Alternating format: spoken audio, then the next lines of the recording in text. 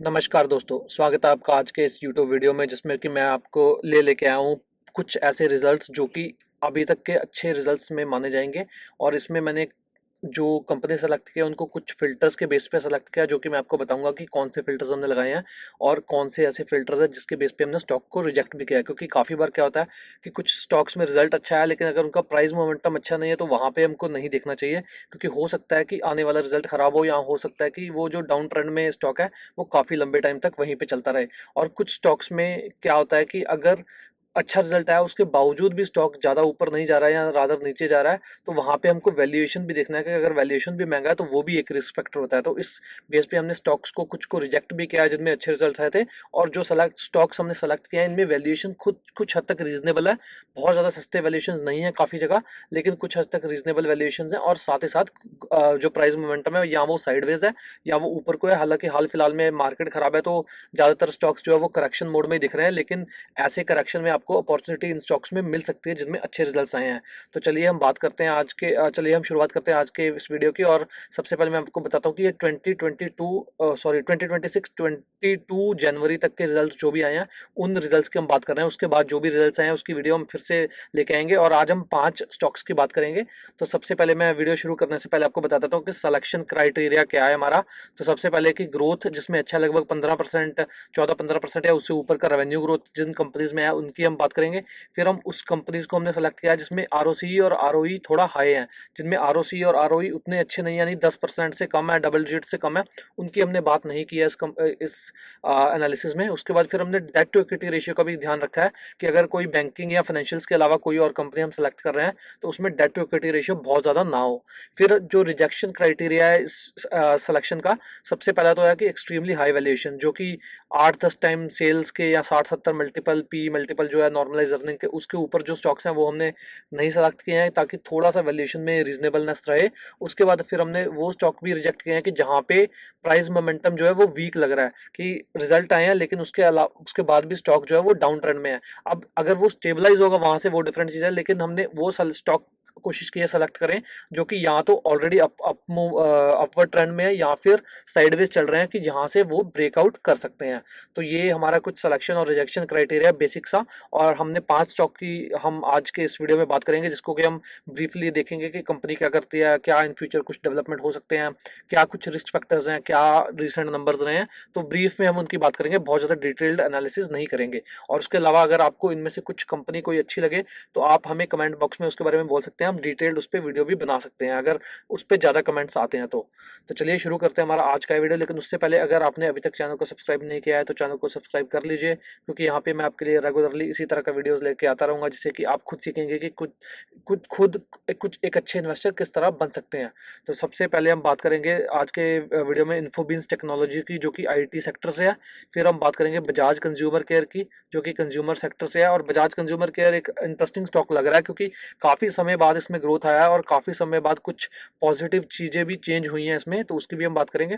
फिर हम बात करेंगे सनोरस फार्मास्यूटिकल्स की, जो कि फार्मा सेक्टर से है।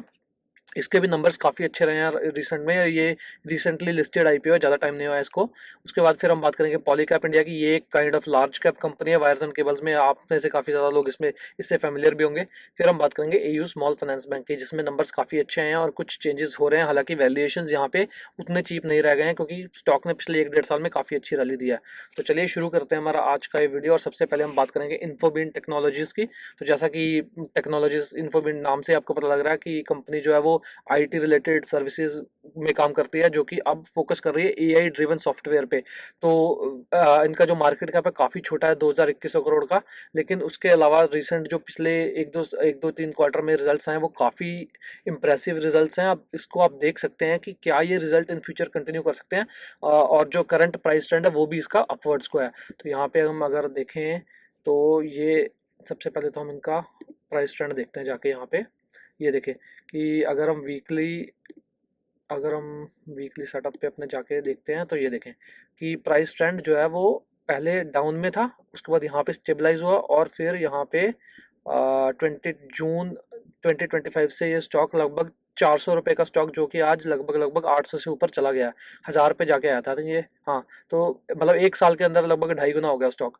तो स्टॉक मोमेंटम काफ़ी प्राइस मोमेंटम काफ़ी स्ट्रांग है उसमें। और उसका रीज़न अगर हम देखें तो पिछले 3 साल का कंपाउंडेड जो रेवेन्यू ग्रोथ है वो 13% है मात्र, और पैट ग्रोथ नेगेटिव है। उसका रीजन क्या है, इनके मार्जिन में थोड़ा अप एंड डाउन रहा था पिछले 2-3 सालों में। लेकिन अगर हम पिछले 2 क्वार्टर्स की बात करें तो पैट ग्रोथ देखें 79% और 173%, और सेम ट्रेंड रेवेन्यू ग्रोथ में 29% और 39%। तो बहुत, सॉरी, 27.6% और 39.6%। तो बहुत ही स्ट्रॉन्ग ग्रोथ है पिछले 2 क्वार्टर्स में। अब अगर हम इनके नंबर जाके स्क्रीनर पे चेक करते हैं तो मैं यहाँ पे आपको दिखाता हूँ। हाँ, तो यहाँ पे अगर आप देखें तो 2000 मार्च तक एक सिंगल डिजिट या नेगेटिव ग्रोथ था। ये देखिए कितने सारे 7-8 क्वार्टर थे इनके जो जहाँ पे सिंगल डिजिट ग्रोथ या नेगेटिव ग्रोथ था। उसके बाद सडनली जून में जब से स्टॉक चलना शुरू हुआ है, 15% का ग्रोथ, 27% का ग्रोथ, 39%। तो एक्सेलरेटिंग ग्रोथ रेट है यहाँ पे अगर आप देखें पिछले 3 क्वार्टर में। और सेम ट्रेंड अगर हम पैट ग्रोथ में देखें, वहाँ पे भी हमें यही दिख रहा है कि बहुत ही स्ट्रॉन्ग ग्रोथ।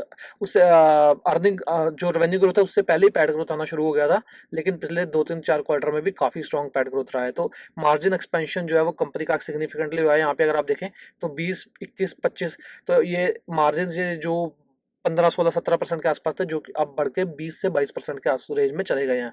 और ये इनके हिस्टोरिक जो पीक लेवल है वहाँ पे मार्जिन है। तो अगर मार्जिन यहाँ से थोड़ा करेक्ट होते हैं तो स्टॉक में भी रिस्क हो सकता है, क्योंकि स्टॉक काफी चल गया है। लेकिन अगर मार्जिन यहाँ पे स्टेबलाइज करते हैं और रेवेन्यू ग्रोथ आता रहता है तो ये एक अच्छा अपॉर्चुनिटी हो सकता है यहाँ पे। फिर अगर हम बात करें इनके आरओई और आरओसी की, तो बहुत ही स्ट्रॉन्ग नंबर्स हैं। करंट जो आरओसी है वो 22-23% के आसपास है, आरओई 17-18% के आसपास है। पिछले 3 साल में आरओई थोड़ा कम था। उसका रीजन क्या है कि इनके मार्जिन यहाँ पे अगर हम देखते हैं तो इनके मार्जिन यहाँ पे थोड़ा प्रॉब्लम हुआ था इनका। हाँ, तो यहाँ अगर आप देखें तो 2024 में मात्र 14% के मार्जिन रह गए थे, बिट्टा मार्जिन, जो कि आई थिंक इनके पिछले 10 सालों के लोवेस्ट पॉइंट पे चले गए थे। अब फिर वो 22% के आसपास आ गए हैं, और अगर यहाँ पे ग्रोथ इनका स्टेबलाइज हो जाता है तो ये एक अच्छा अपॉर्चुनिटी दे सकता है बाइंग का, क्योंकि वैल्यूएशन वाइज अगर हम देखें तो थोड़ा सा रीजनेबलनेस की तरफ आ गया यहाँ पे। तो यहाँ पे अगर मैं पी देखूं तो पीक में 57-58 के आसपास आ गया था, जहां से ये स्टॉक गिरना शुरू हुआ था। और फिर लो, पिछले 5 साल का लो अगर यहाँ पे, इसको तो आप थोड़ा इग्नोर कर दें यहाँ पे, क्योंकि ये कोविड के बाद एक एरा था, उसके बाद वहाँ पे स्टॉक इतना नहीं चला था। लेकिन एवरेज जो इनका पी है वो 27 का है, और बॉटम में ये रिसेंटली बॉटम 19-20 टाइम्स के आसपास गया था, और जो कि आज 26 टाइम्स के आसपास है। तो अगर ये करेक्शन थोड़ा और चलता है या साइडवेज जाता है, 1-2 क्वार्टर में ग्रोथ आता है और फिर से जो पी है वो 22-23 के आसपास आता है, और वहाँ पे एक अच्छा अपॉर्चुनिटी हो सकता है बैंक। अगेन कोई भी रिकमेंडेशन नहीं है यहाँ पे, ये मेरा पर्सनल व्यू है, और यहाँ पे मैं गलत भी हो सकता हूँ। जैसा कि अगर आप देखें 8% स्टॉक गिरा है ये 23 जनवरी को। तो ओवरऑल वीकनेस मार्केट में जो है, इसमें कुछ अपॉर्चुनिटीज भी आपको आएंगी जो आपको देखनी है कि क्या ये अपॉर्चुनिटी वर्थ इट है बैंक के, नहीं। तो ऐसा अपॉर्चुनिटी आपको मिल सकता है। और अगर हम डेट टू इक्विटी की बात करें तो डेट लेवल पे कंपनी डेट फ्री है, तो वहाँ पे कोई प्रॉब्लम नहीं है। पिछले 3 साल से कंपनी डेट फ्री चल रही है। और अगर हम कुछ की इनके डेवलपमेंट्स की बात करते हैं, वो यहाँ पे अगर हम इनकी प्रेजेंटेशन में जाकर मैं आपको दिखाता हूँ। हाँ, तो ये तो बोनस इशू किया है इन्होंने। उसके बाद हाँ, ये देखें अपडेट्स अगर देखें तो रिसेंटली इन्होंने कोई सॉफ्टवेयर लॉन्च किया इनसेन एसएसडी करके, जो कि काफ़ी अच्छा ग्रोथ इनको दे रहा है, और इन फ्यूचर भी एक्सपेक्ट कर रहे हैं कि वहाँ से ग्रोथ अच्छा आ सकता है। और उसके अलावा अगर हम बात करें तो जो नए इनके लॉन्चेस है वो है एक्सपोना 2.0। अब मेरे को सॉफ्टवेयर की इतनी नॉलेज नहीं, तो मेरे को नहीं पता ये किस तरह काम करेगा, लेकिन कुछ एआई रिलेटेड प्रोडक्ट कंपनी लेके आ रही है। अगर आप में से कोई आईटी का जानकार हो तो उसे समझ आ सकती है कंपनी ज़्यादा अच्छे तरीके से। उसके बाद एक और बात करें, इनके बीन ट्रायल एजेंट जो है वो भी इन्होंने कोई नया प्रोडक्ट लॉन्च किया है, जिसका ये अप्रूवल का वेट कर रहे हैं सेल्स फोर्स कंपनी से। तो यहाँ पे 2 नए अपडेट्स लाइंड अप हैं। एक रिसेंटली इन्होंने नया, सॉरी, 2 नए लॉन्चेस लाइंड अप है, और एक रिसेंटली नया सॉफ्टवेयर इन्होंने लॉन्च किया है, जिससे अभी का ग्रोथ आ रहा है, और जो नए प्रोडक्ट्स हैं इनसे इनके फ्यूचर का ग्रोथ आ सकता है। तो ये एक अच्छा आपको रडार पे आप रख सकते हैं स्टॉक को, क्योंकि एआई रिलेटेड जो है वहाँ पे ये अब एक्सपेंशन कर रहा है। तो वही कारण है कि इनका पिछले 2-3 क्वार्टर में काफ़ी अच्छा ग्रोथ आया है। और उसके अलावा अगर हम देखें तो शेयर होल्डिंग में भी इनका अब ये एफआईआई डीआईआई की इतनी होल्डिंग नहीं है, लेकिन धीरे धीरे ये देखें डीआईआई की थोड़ी पिछले 2 क्वार्टर में होल्डिंग बढ़ी है, और एफआईआई की होल्डिंग काफ़ी स्टेबल है, 0.55% के आसपास। तो काफ़ी कम होल्डिंग है, प्रमोटर होल्डिंग काफ़ी ज़्यादा है, जो कि अगर आप देखें तो पिछले यहाँ पे दिसंबर क्वार्टर के बाद, जो दिसंबर 2024 का क्वार्टर था, वहाँ से लगभग आधा % के आसपास बढ़ी है, जो कि एक अच्छा साइन है। और उसके बाद इनका देखें तो शेयर होल्डिंग में मुकुल महावीर अग्रवाल, जो कि एक बहुत बड़े इन्वेस्टर है, उनका भी नाम है। हालांकि वो धीरे धीरे अपना स्टेक कम कर रहे हैं, लेकिन ये एक अच्छा साइन है कि उनका आज भी लगभग 4% का स्टेक कंपनी में है। तो ये एक अच्छा अपॉर्चुनिटी हो सकता है अगर इसमें ग्रोथ कंटिन्यू करती है और मार्जिन यहीं पे स्टेबलाइज करते हैं तो उसके बाद फिर हम चलते हैं अपने दूसरी कंपनी में, जो कि बजाज कंज्यूमर केयर है। बजाज कंज्यूमर केयर, जैसा कि आप में से काफ़ी लोगों ने इनका जो आमंड ऑयल है वो यूज़ किया होगा। काफ़ी बड़ा मार्केट शेयर है, आई थिंक इनका 60-65% के आसपास का मार्केट शेयर है आमंड जो ड्रॉप्स का ऑयल, इनका ऑयल है। और उसके अलावा अगर हम इनके मार्केट कैप की बात करें तो स्मॉल मार्केट कैप है, ये भी 4000 से 4100 करोड़ के आसपास का मार्केट कैप है और 1000 करोड़ के आसपास इनका सेल है। तो बहुत ज़्यादा महंगा नहीं है ये भी स्टॉक, क्योंकि मार्जिन इनके काफ़ी अच्छे रहे हैं। और अब अगर हम इनके स्टॉक प्राइस की बात करें तो वो भी रिसेंटली काफ़ी टाइम बाद ऊपर को जाना शुरू किया है। यहाँ पे अगर हम इनका खोल के देखें, बजाज कंज्यूमर केयर, यहाँ पे बजाज के और भी काफ़ी सारी कंपनीज आ जाते हैं। हाँ, ये देखें तो कल देखें, अगर मार्केट कल पूरा डाउन था, जो 23 जनवरी था, तो उस समय ये 3% अप था और हाई वॉल्यूम्स पे। तो ये एक अच्छा रिलेटिव स्ट्रेंथ का सिग्नल दे रहा है। और फिर अगर हम इनके बात करते हैं, हाँ, तो यहाँ पे अगर आप देखें तो वॉल्यूम्स काफ़ी स्ट्रॉन्ग थे कल और 3% स्टॉक अप भी गया है। सॉरी, पिछले वीक में 9% स्टॉक अप गया और काफ़ी सिग्निफिकेंट वॉल्यूम्स पे अप गया है, तो जो कि एक अच्छा साइन है। यहाँ पे देखें, ये वॉल्यूम्स अगर आप देखें, वॉल्यूम्स कैंडल, तो ये दर्शाता है कि कुछ जो बड़े फंड्स हैं मे बी वो एंटर कर रहे हैं इसमें, कुछ स्ट्रॉन्ग हैंड्स एंटर कर रहे हैं। और यहाँ पे अगर आप देखें तो काफ़ी समय पे ये जा रहा था ऊपर नीचे चल रहा है। अब यहाँ पे अगर आप देखें तो यहाँ पे भी इसने एक काइंड ऑफ ब्रेकआउट दिया था, ऊपर को गया था, लेकिन यहाँ पे वॉल्यूम्स उतने सिग्निफिकेंट नहीं थे जो कि अब दिख रहे हैं। और उसके बाद यहाँ पे अगर आप देखें तो ये कब का पीरियड था, हाँ, तो मई 23 में यहाँ पे ग्रोथ भी नहीं था कंपनी का। तो अब ग्रोथ भी आना शुरू हुआ है, वॉल्यूम्स भी बढ़ रहे हैं, प्राइस मोमेंटम ऊपर को लग रहा है, वैल्यूएशंस उतने महंगे नहीं है, उतने सस्ते भी नहीं है। हालांकि अगर हम पिछले साल का वैल्यूएशन देख लें, 5 साल का, यहाँ पे तो आज के दिन में 25 के पीई पे पहुंचा है और ये हाईएस्ट के आसपास जा रहा है। तो यहाँ पे पिछले 10 साल में जो एवरेज पीई है वो 21 टाइम्स है, अब पिछले 5 साल में 19 टाइम्स है, तो एवरेज से तो ऊपर है। लेकिन market cap sale to sales wise देखें तो भी इतना महंगा नहीं लग रहा है। अगर यहाँ पे ग्रोथ कंटिन्यू कर जाता है तो ये एक अच्छा अपॉर्चुनिटी दे सकता है, क्योंकि यहाँ पे अगर आप इनके मार्जिन की देखें तो 30% के आसपास का मार्जिन करती थी कंपनी, 25 से 30% का इबिट्टा मार्जिन, जो कि अब गिर के 16-17%, 15%, 16% के रेंज में आ गया। तो अगर इनका मार्जिन इंप्रूवमेंट होता है, जो कि रिसेंट के 1-2 क्वार्टर में हमें देखने को मिला है, यहाँ पे अगर आप देखें तो 18% का पिछले 2 क्वार्टर में मार्जिन पहुंचा है। तो अगर मार्जिन एक्सपेंशन हो जाता है 22-23% तक, तो ये एक अच्छा अपॉर्चुनिटी दे सकता है स्टॉक। अगेन, कोई भी रिकमेंडेशन ना लें इस वीडियो से, ये मैं अपना पॉइंट ऑफ व्यू दे रहा हूँ, यहाँ पे मैं गलत भी हो सकता हूँ। फिर अगर हम बात करें रेवेन्यू ग्रोथ की, तो पिछले 3 साल का सीएजीआर अगर आप देखें तो 3% का, पिछले 3 साल का पैट का सीएजीआर देखें तो -10% का। तो ये एक इसमें बड़ा प्रॉब्लम था, इसीलिए इनका वैल्यूएशन बहुत ही सस्ता है अगर हम कंज्यूमर नेम्स का कंपैरिजन करें। लेकिन पिछले 2 क्वार्टर में अगर आप देखें तो 13% का ग्रोथ, फिर 30% का ग्रोथ रेवेन्यूज में, उसके बाद पैट में अगर आप देखें तो 33% का ग्रोथ और 83% का ग्रोथ। तो ग्रोथ ऐसा लग रहा है कि इसमें वापस आ गया है। स्टॉक का प्राइस ट्रेंड ऊपर को चल रहा है, कुछ वॉल्यूम्स काफ़ी सिग्निफिकेंट आए हैं। अब कल जब मार्केट पूरा गिरा तो ये स्टॉक ऊपर था, तो ये दर्शाता है कि इसमें कुछ ना कुछ तो चल रहा है। तो यहाँ पे इस स्टॉक को आपको स्टडी करना चाहिए कि इसमें क्या हो रहा है। अब इसमें रिसेंटली चेंज हुआ है, मैनेजमेंट चेंज हुआ है, उसके बाद इन्होंने रिसेंटली एक एक्विजिशन किया है जिससे ये इन फ्यूचर ग्रो कर सकते हैं। फिर अगर हम इनकी प्रेजेंटेशन पे भी जाके देख लेते हैं, हाँ, तो यहाँ पे मैंने बजाज कंज्यूमर का प्रेजेंटेशन खोला है, तो इसमें भी हम जाके देखें तो ये पहले तो हेयर कैटेगरी में ऑपरेट करते हैं, जो कि अराउंड $2 बिलियन की कैटेगरी है इंडिया में। तो मार्जिन काफ़ी अच्छे हैं। और यहाँ पे अगर आप देखें तो कंसोलिडेटेड लेवल पे इनके ग्रॉस मार्जिन की अगर हम बात करें तो ग्रॉस मार्जिन काफ़ी तेज़ी से 8% gross margin improvement is significant. मतलब 8% का अगर आपका ग्रॉस मार्जिन में इंप्रूवमेंट होता है तो वो आने वाले टाइम में जो बॉटम लाइन है यानी बिट्टा और पैट, वहां पे फ्लो होगा ही होगा। तो मार्जिन यहाँ पे इनका की ट्रिगर है, मार्जिन इंप्रूवमेंट। तो ये एक बिजनेस इंटरेस्टिंग है जो कि आपको पढ़ना चाहिए, क्योंकि यहाँ पे अगर आप देखें तो कंपनी ने यहाँ पे अपने दोनों कैटेगरीज का भी दिया है। जो इनका मेजर सेल आता है वो आज भी आमंड ऑयल कैटेगरी से आता है, वहां पे भी दिया है कि छोटे छोटे सैचेज जो होते हैं, जैसे शैम्पू के पाउच होते हैं, वैसे ये सैचेज लॉन्च कर रहे हैं। तो वो एक की ट्रिगर हो सकता है इन फ्यूचर ग्रोथ का। और रूरल में जैसे जैसे डिमांड बढ़ेगी, जैसे जीएसटी कटा है उससे इनको बेनिफिट मिलेगा।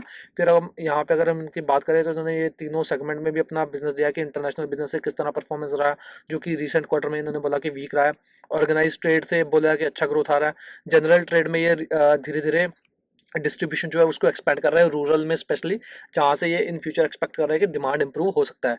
तो यहाँ पे अगर इन्होंने देखे थे एक नया प्रोजेक्ट लॉन्च किया आरोहन, जिसमें कि ये अपना पेनिट्रेशन जो है 15 से 25% तक बढ़ाना चाहते हैं, और जो डिस्ट्रीब्यूशन आउटलेट्स हैं वो 25 से 40%। तो ये धीरे धीरे फोकस कर रहे हैं। जो इनका टारगेट था FY26 का वो ऑलरेडी इन्होंने 9 महीनों में ही अचीव कर लिया। अब धीरे धीरे ये एक्सपेक्ट कर रहे हैं कि ये जो इन्होंने एक्सपेंशन किया यहाँ से इन फ्यूचर पहले तो स्टेबलाइज करेंगे, फिर यहाँ से डिमांड जनरेशन और मार्जिन इंप्रूवमेंट के ये ट्रिगर्स हैं। तो अगर इनका रेवेन्यू ग्रोथ और अगर मार्जिन इंप्रूवमेंट होता है तो पैट लेवल पे सिग्निफिकेंट ग्रोथ आ सकती है इस कंपनी में, जो कि पिछले 2-3-4 सालों में काफ़ी ज़्यादा म्यूटेड रही है। रादर पिछले 10 सालों में काफ़ी खराब परफॉर्मेंस दिया है इन्होंने पैट ग्रोथ और रेवेन्यू ग्रोथ वाइज। अब रिसेंटली कंपनी अगर आप देखें तो कुछ नए डिस्ट्रीब्यूशन बिठा रही है, कुछ नया आउटलेट्स ला रही है। तो ये अगर आप देखें तो उनका प्रोजेक्ट आरोहन करके ये काफ़ी सारी स्टेट्स में, अगर हम बात करें हरियाणा हो गया, दिल्ली हो गया, राजस्थान हो गया, छत्तीसगढ़ हो गया, महाराष्ट्र हो गया, वेस्ट बंगाल हो गया, तो इस सब में ये धीरे धीरे अपना एक्सपेंशन जो है वो फुटहोल्ड बढ़ा रही है। तो ये एक की ट्रिगर हो सकता है इनके लिए फ्यूचर ग्रोथ का।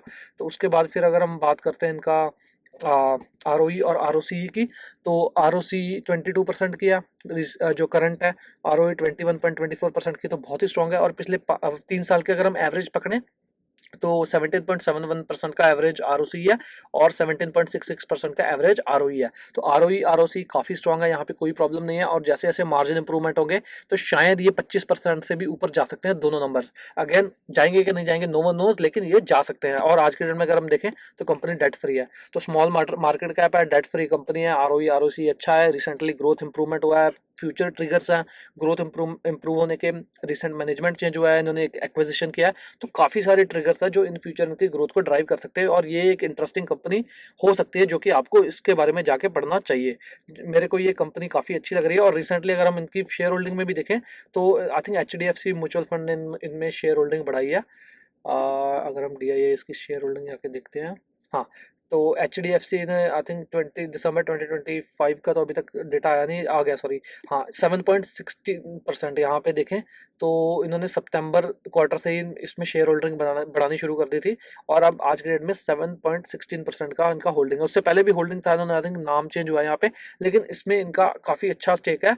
और उसके अलावा अगर हम देखें तो ओवरऑल DIA इसकी होल्डिंग कम हुई है पिछले 1-2 क्वार्टर में, लेकिन फिर भी स्टॉक काफ़ी अच्छे तरीके से भागा है। और यहाँ पे प्रमोटर होल्डिंग बढ़ी है, लगभग 3% का प्रमोटर होल्डिंग, जो कि काफ़ी अच्छा साइन देता है कि प्रमोटर को स्टॉक में अब कॉन्फिडेंट लग रहा है। तो जब भी प्रमोटर की होल्डिंग बढ़ती है वो स्टॉक एक वर्थवाइल स्टडी होता है। और यहाँ पे जब दूसरे ट्रिगर्स होते हैं जैसे कि स्टॉक में है कि एक्सपेंशन डिस्ट्रीब्यूशन एक्सपैंड कर रहे हैं, मार्जिन इंप्रूवमेंट के ट्रिगर हैं, ग्रोथ पिछले 2-3 क्वार्टर में अच्छा आया है, तो ये एक अच्छा स्टडी हो सकता है, ये आपको जरूर जाके देखना चाहिए।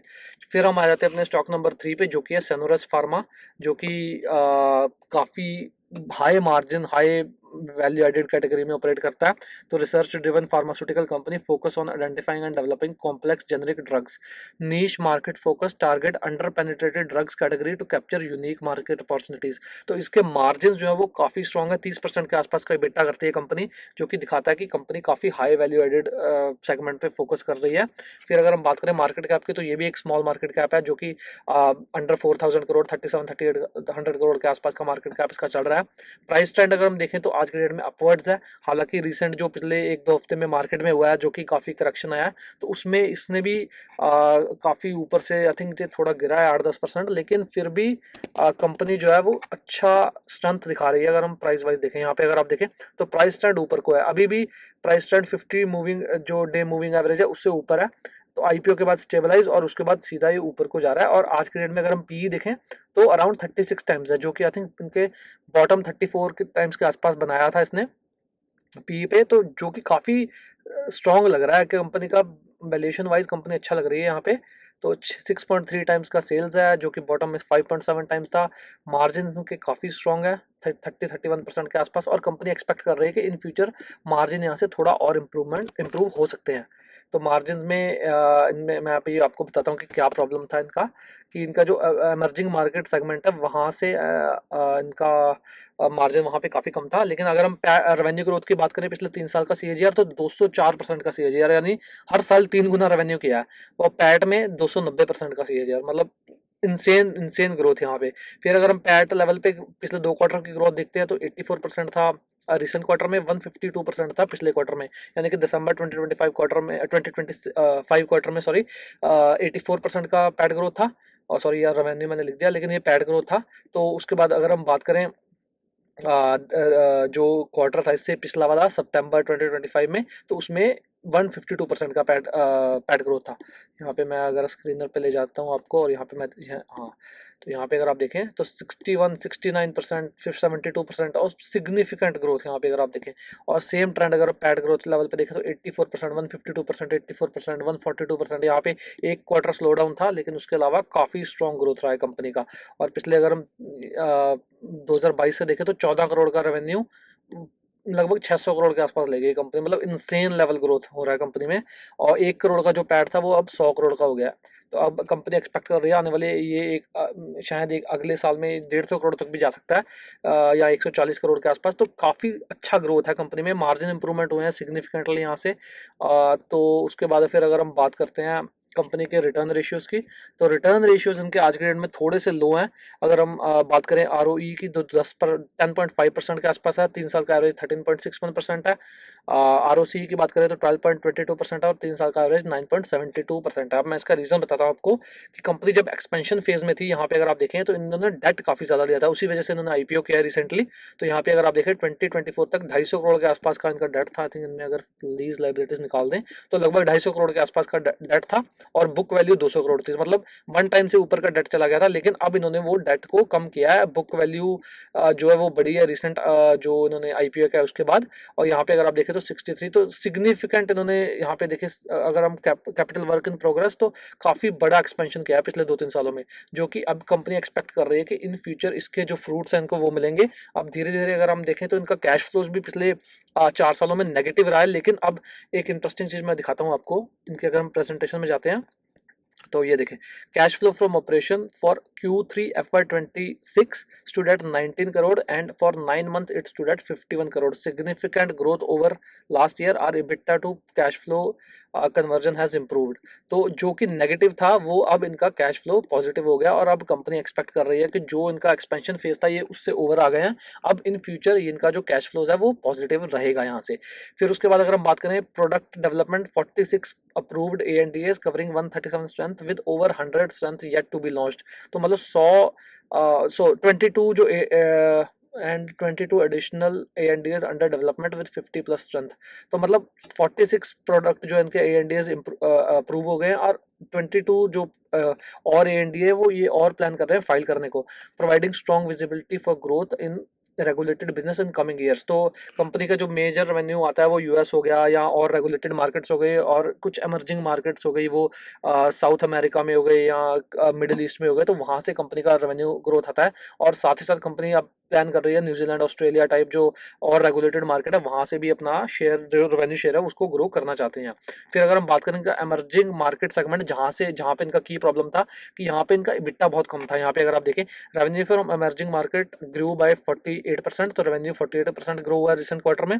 फिर अगर हम बात करें EBITDA margin from for emerging market stood at 13% फॉर Q3 FY26 as compare to 1%। तो पिछले जो FY25 था Q3, उसमें इनका 1% का मार्जिन था, जो कि अब 13% हो गया है। तो यहाँ पे कंपनी एक्सपेक्ट कर रही है कि ये जो मार्जिन हैं ये 20% से ऊपर जा सकते हैं, और अगर वैसा होता है तो ब्लेंडेड जो उनके मार्जिन है 31% या 32% के रेंज तक पहुंच सकते हैं, जो कि आज 29.5 30% के आसपास है। तो 1-2% का margin improvement company blended level पे एक्सपेक्ट कर रही है, जैसे जैसे एमर्जिंग मार्केट सेगमेंट से इनका मार्जिन इंप्रूव होता है।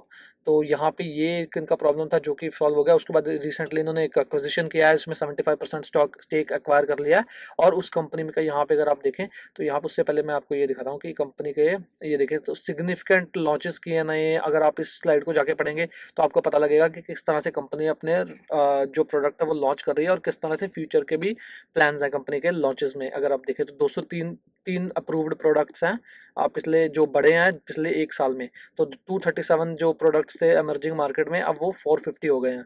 और पाइपलाइन देखें तो 537 की जो पाइपलाइन थी वो 858 हो गई। तो मतलब सिग्निफिकेंट एक्सपेंशन मोड में है कंपनी। तो वो आपको ग्रोथ से भी यहाँ पे पता चल जाएगा। मार्जिन एक्सपेंशन हो रहा है, मतलब हर एक चीज़ में ट्रिगर्स हैं इनके। उसके बाद अगर ब्रांडेड जेनरिक जो इनका सेगमेंट है इंडिया में, जो ये हॉस्पिटल्स को दवाइयाँ बेचते हैं, उसमें इनका ग्रोथ देखें तो बहुत ही स्ट्रॉन्ग ग्रोथ आ रहा है। और यहाँ पे जो इनका बेस है वो काफ़ी छोटा है और कंपनी एक्सपेक्ट कर रही है काफ़ी बड़ा सेगमेंट बन सकता है इन फ्यूचर। तो उसके बाद मैं यहाँ पे आपको दिखाता हूँ इन्होंने, हाँ ये देखें तो इन्होंने रिसेंटली कंपनी एक्वायर की है अपनार फार्मा करके, जो कि इन्होंने इक्विटी कंट्रीब्यूशन जो 15 करोड़ से एक्वायर किया, उनका जो भी डेट है जो भी है वो अपने अंडर ले लिया। लेकिन इसमें इंटरेस्टिंग चीज़ क्या है, तो यहाँ पे आई डोंट नो इन्होंने वो मेंशन किया है कि नहीं। तो in addition to above mentioned, the whole Sandhurst is pharmaceutical to acquire basket of 5 product of these 5 Indians 3। तो यहाँ पे अगर इन्होंने बताया, हाँ टोटल एंटरप्राइज वैल्यू, हाँ first tranche acquisition of 50, no no no, यहाँ पे इन्होंने आई थिंक मेंशन नहीं किया। लेकिन फैसिलिटी, तो कंपनी ने जो ये कंपनी एक्वायर की है, इसका ऑलरेडी जो इनके पास जो लैंड पार्सल है, वो उसमें इन फ्यूचर भी कंपनी काफ़ी ज़्यादा ग्रो कर सकती है। तो काफ़ी ग्रोथ का अपॉर्चुनिटी है इस जो एक्विजिशन है, इनका जो प्लांट है उसके साथ इनको लैंड भी मिला है, जहाँ पे ये इन फ्यूचर काफ़ी सिग्निफिकेंटली एक्सपैंड कर सकते हैं। तो उसके बाद यहाँ फिर कंपनी ने कुछ अपने ग्रोथ ट्रिगर्स दिए हैं। यहाँ पे अगर आप देखें तो enhance CDMO opportunities, leveraging existing capacities, improved supply chain control, quality oversight and regulatory compliance, revenue and cost synergies through cross selling, shift of select product manufacturing from to India from US। तो यहाँ पे company ने क्या बोला है कि जो इनके कुछ US में मैन्युफैक्चरिंग प्लांट था, वहाँ पे जो प्रोडक्ट लॉन्च हो रहे थे वो US में उतना ज़्यादा कंज्यूम नहीं होते, तो उसको ये इंडिया में शिफ्ट करना चाहते हैं, ताकि जो US फैसिलिटी है वो हाई मार्जिन प्रोडक्ट पे फोकस कर सके। जो ये काफ़ी इंटरेस्टिंग पॉइंट है। उसके बाद फिर immediate access to regulated market, जो कि कंपनी अभी रेगुलेटेड मार्केट्स में अच्छे तरीके से है नहीं अवेलेबल। तो अगर इस एक्विजिशन के बाद उनको इमीडिएट एक्सेस मिल जाएगी, तो ये ग्रोथ ट्रिगर है इनका। Expansion of product portfolio and deeper customer penetration. फिर अगर हम देखें बैकवर्ड इंटीग्रेशन किया है, तो काफ़ी सारे बेनिफिट्स हैं इस एक्विजिशन के, जो कि कंपनी ने यहाँ पे अपनी प्रेजेंटेशन में डिटेल में एक्सप्लेन किए हैं, जो कि आप जाके अगर पढ़ेंगे तो आपको समझ आ जाएगा कि क्यों इन्होंने एक्विजिशन किया।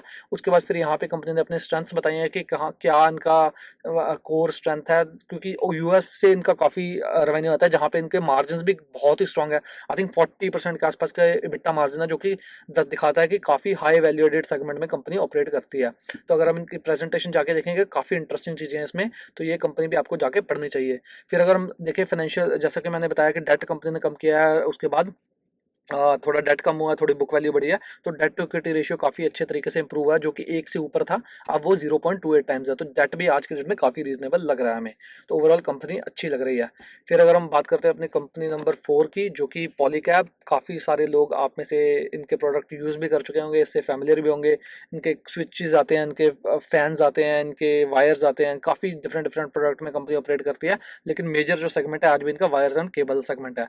तो वायर एंड से केबल सेगमेंट में कंपनी का अगर आप मार्केट कैप देखें तो लार्ज कैप कंपनी है, 1 लाख करोड़ से ऊपर का मार्केट कैप है। करंट प्राइस ट्रेंड ऊपर को है, लेकिन रिसेंट जो करेक्शन है उसमें सब कुछ गिर रहा है। तो ऐसा एक कंपनी जो कि अच्छा ग्रो कर रहा है, अच्छा स्टेबलाइज्ड कंपनी है, अच्छे प्रमोटर हैं उसमें, उसके बाद ROE ROC काफ़ी अच्छा है जिस कंपनी में, तो वो एक बाइंग अपॉर्चुनिटी हो सकता है ऐसे फॉल में। फिर अगर हम रेवेन्यू ग्रोथ की बात करें तो पिछले 3 साल का 29% का CAGR किया है। पैट ग्रोथ लेवल पे अगर आप देखें तो पिछले 3 साल का 22% का CAGR किया है।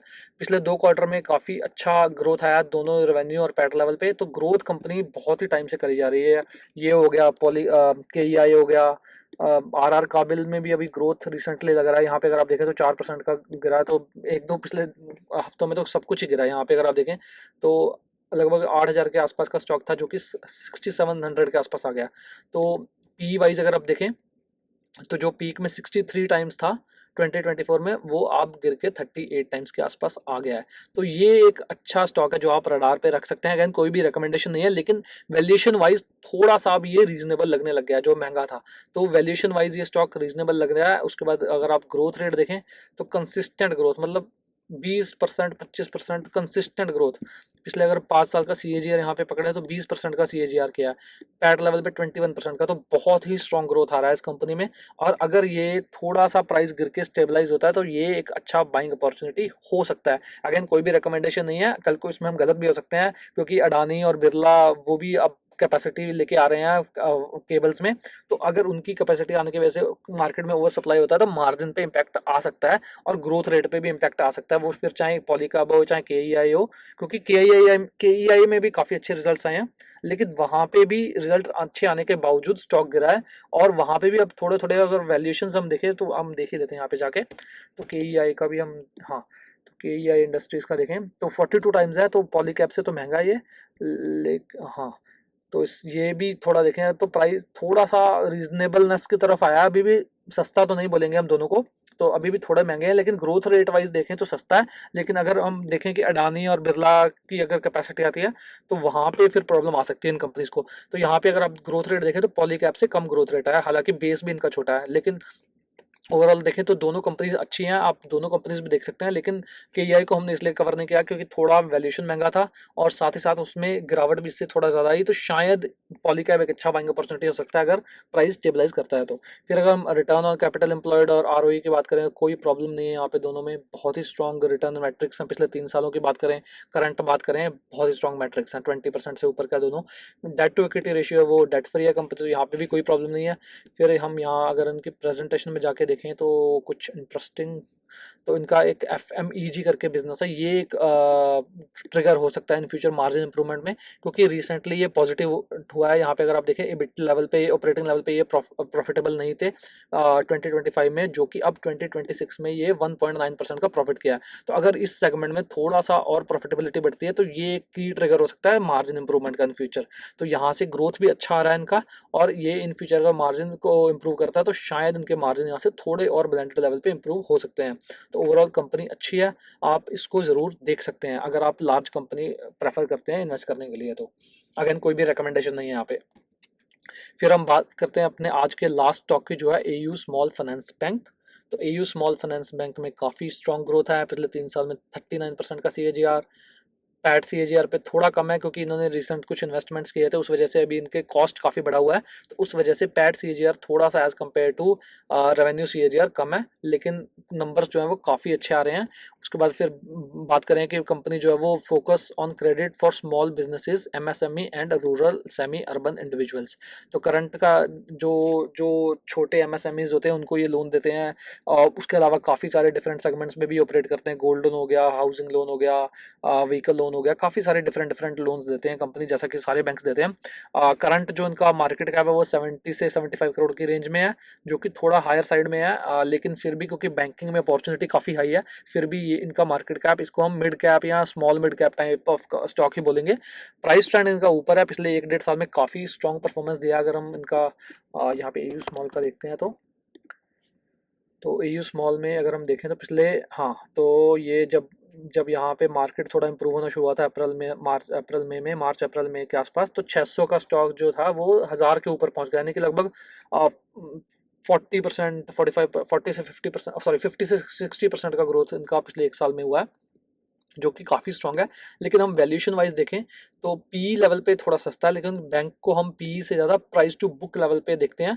तो प्राइस टू बुक लेवल अगर हम 5 साल की बात करें तो उससे तो कम है, लेकिन अगर हम बात करें एब्सोल्यूट टर्म्स में तो 4 टाइम्स प्राइस टू बुक थोड़ा सा एक्सपेंसिव है मेरे हिसाब से, क्योंकि आपको और भी काफ़ी सारे बैंक्स हैं जो 3 टाइम या उससे नीचे बुक पे मिल रहे हैं, तो वो एक अच्छा अपॉर्चुनिटी हो सकते हैं। लेकिन ये बैंक में कुछ ऐसे ट्रिगर्स थे, जैसे इनको रिसेंटली यूनिवर्सल लाइसेंस मिला यूनिवर्सल बैंकिंग का, जिससे कि ये अपने काफ़ी सारे नए सेगमेंट्स में जा सकते हैं, और उसके बाद इनके NPS इंप्रूव हुए हैं इनका, और ग्रोथ रेट्स काफ़ी तेज़ी से रहा है पिछले कुछ सालों में। यहाँ पे अगर आप देखें तो यहाँ पे इन्होंने, हाँ, universal banking platform transition once in a lifetime opportunity, stronger brand creation, greater and wider acceptance, pan India expansion, strengthening granular deposit franchise, improving cost of funds।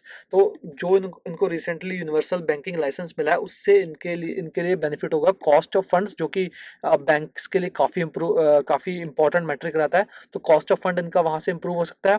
उसके बाद अगर हम बात करें पैन इंडिया, ये एक्सपैंड कर सकते हैं ये अप्रूवल के बाद, क्योंकि आज की डेट में ज़्यादातर इनका जो फोकस है वो ज़्यादातर जो ब्रांचेस है वो राजस्थान में है।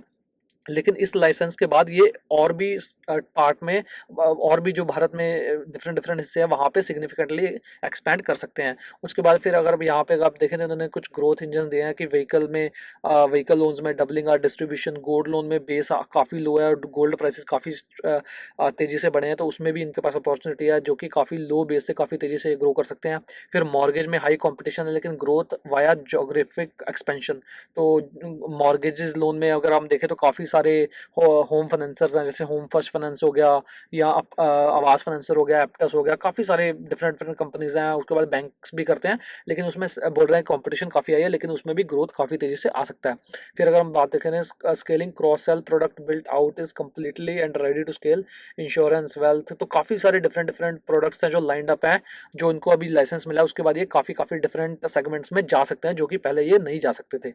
तो उसके बाद फिर अगर हम बात करें इनकी एसेट क्वालिटी की, तो इनके एनपीएस जो है वो गिरे हैं, तो वो भी एक किसी भी बैंक में जब आप देखते हैं तो आपको ग्रोथ से ज़्यादा एनपीएस देखना ज़रूरी होता है। तो एनपीएस जिस भी बैंक के इंप्रूव हो रहे हो तो वहाँ पे री रेटिंग का जो हम वैल्यूएशन री रेटिंग की बात करते हैं वहाँ पे चांस ज़्यादा होता है।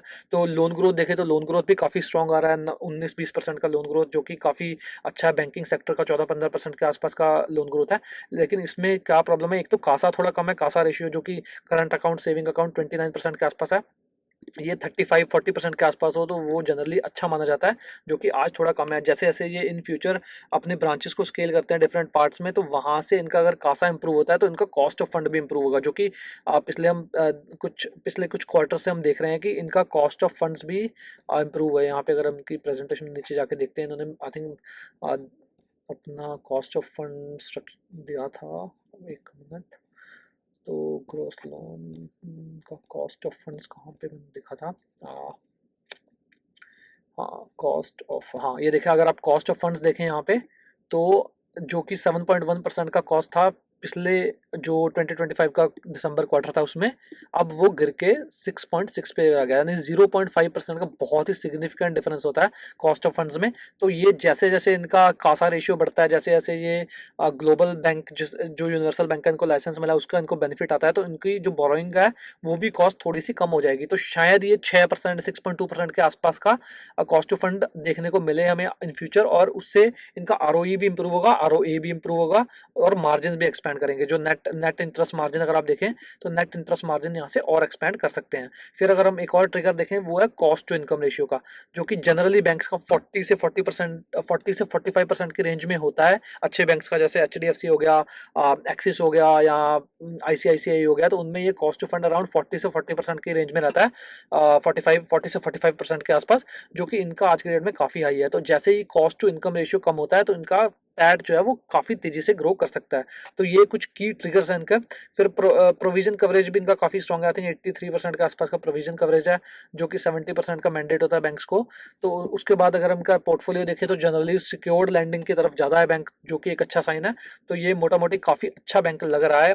इन फ्यूचर भी ये ग्रो कर सकता है। अगर वैल्यूएशन यहाँ से थोड़ा रीजनेबल आपको मिलते हैं तो शायद ये एक और अपॉर्चुनिटी दे सकता है। आज के डेट में वैल्यूएशन मेरे को थोड़ा सा हायर साइड में लग रहा है, तो शायद एक करेक्शन भी देखने को मिले या साइडवेज मोमेंटम देखने को मिल सकता है यहाँ पे।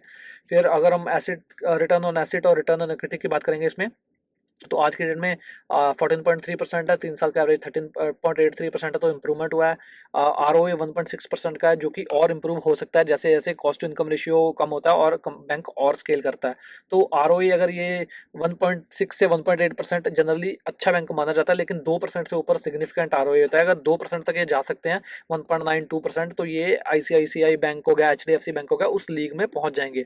और क्योंकि उनका बेस उनसे कम है तो ये उनसे तेजी से ग्रो कर सकते हैं। तो ये एक अच्छे ट्रिगर्स हैं बैंक्स में इंप्रूव होने का। इसके बाद इसके अलावा आईडीएफसी बैंक में भी कुछ ऐसे ट्रिगर्स हैं जो कि उसको इंप्रूव कर सकते हैं। उनमें भी आरओए काफ़ी कम है, कॉस्ट टू इनकम रेशियो काफ़ी ज़्यादा है, कासा उनका काफ़ी स्ट्रॉन्ग है, इनके कंपेरिजन में आई थिंक 45-50% के आसपास का कासा है। तो ये दो बैंक काफ़ी इंटरेस्टिंग लग रहे हैं mid cap type of banks में, आईडीएफसी हो गया और एयू स्मॉल फाइनेंस। तो ये दो आप देख सकते हैं इन फ्यूचर। अगेन कोई भी यहाँ पे रिकमेंडेशन नहीं है, यहाँ पे हम गलत भी हो सकते हैं कि कल को हो सकता है बैंक में कोई प्रॉब्लम निकला है, इंडस में निकली थी किसी पास्ट में यस बैंक में हुआ, तो कुछ भी हो सकता है। बैंकिंग में आपको जो है वो रिस्क मैनेजमेंट काफ़ी ज़्यादा रखना होता है, क्योंकि बैंकिंग में आपको नहीं पता कि कब कोई प्रॉब्लम आ जाए, क्योंकि जब तक कोई मैनेजमेंट का खुद आके नहीं बताएगा कि लोन खराब हो गए हैं, तब तक आपको नहीं पता लग सकता। क्योंकि अगर आप देखें इंडसइंड में क्या प्रॉब्लम हुई, अगर आरबीआई को उनके बुक्स देख के समझ नहीं आया, तो आप और हम जैसे इन्वेस्टर इनकी बुक्स देख के किस तरह समझ सकते हैं कि इसमें कुछ प्रॉब्लम है। तो ये था हमारा आज का ये वीडियो। मैं उम्मीद करता हूँ कि आपको वीडियो अच्छा लगा होगा। अगर आपको वीडियो अच्छा लगा तो वीडियो को लाइक ज़रूर कीजिएगा और चैनल को सब्सक्राइब करना ना भूलें। और साथ ही साथ इनमें से अगर आप चाहते हैं हम कुछ कंपनीज पे थोड़ा डिटेल्ड वीडियो लाएं, तो उसको आप कमेंट बॉक्स में लिख सकते हैं। हम कोशिश करेंगे कि हम उस कंपनी पे डिटेल्ड वीडियो ले आ सकें, जैसा कि हम बिजनेस एनालिसिस करते हैं उसके पर्सपेक्टिव से। तो वीडियो को यहाँ तक देखने के लिए बहुत बहुत धन्यवाद। बहुत जल्द मुलाकात होगी एक और ऐसे ही वीडियो के साथ। मैं कोशिश करूँगा शायद 1-2 वीक के बाद एक और वीडियो बनाएं, जिसमें अगर कुछ और अच्छे रिजल्ट्स आते हैं उन पे भी हम इस तरह का वीडियो ला पाएँ। तो चैनल को सब्सक्राइब कर लीजिए और बहुत जल्द मुलाकात होगी एक और ऐसे ही वीडियो के साथ। तब तक के लिए रखिए अपना बहुत सा ख्याल। धन्यवाद।